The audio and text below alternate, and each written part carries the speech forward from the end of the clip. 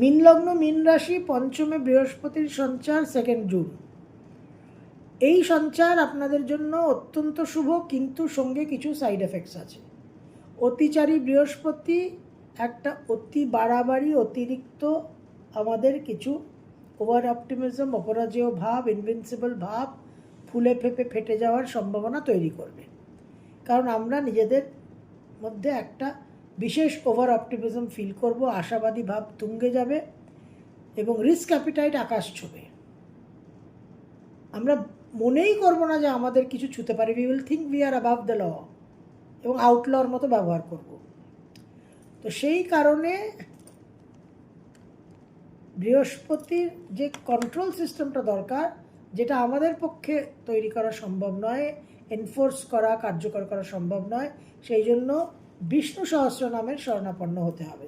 মীন লগ্ন মীন রাশি, পূর্ব ভাদ্রপদ নক্ষত্র, 97 থেকে 100 নম্বর শ্লোক পাঠ করবেন।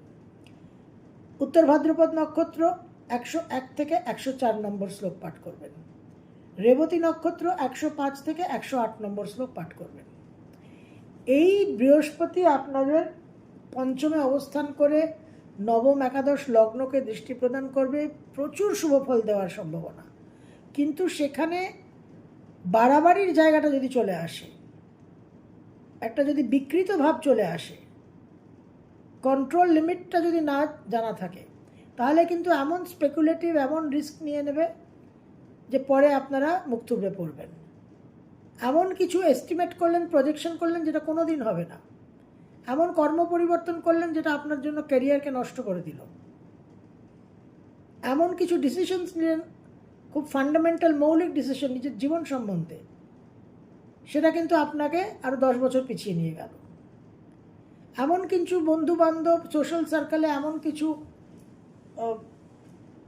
প্রজেক্টস নিলেন, এমন কিছু কমিটমেন্ট করলেন যেটা আপনার পক্ষে ক্যারি করা সম্ভবই নয়। সেখান থেকে আপনার একটা নাম যশহানি, একটা বদনাম হওয়া।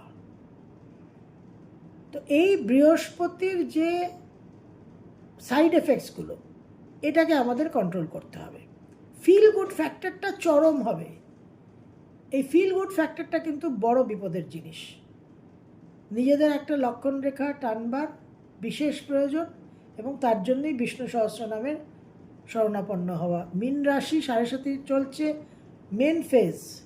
সুতরাং আপনাদের আরও বেশি সতর্ক হতে হবে, যাতে বৃহস্পতির এই লগ্ন পঞ্চম নবম কানেকশনটা আপনাদের জীবনে সলিড কনসলিডেশন আনে, বিপদ যাতে না হয়।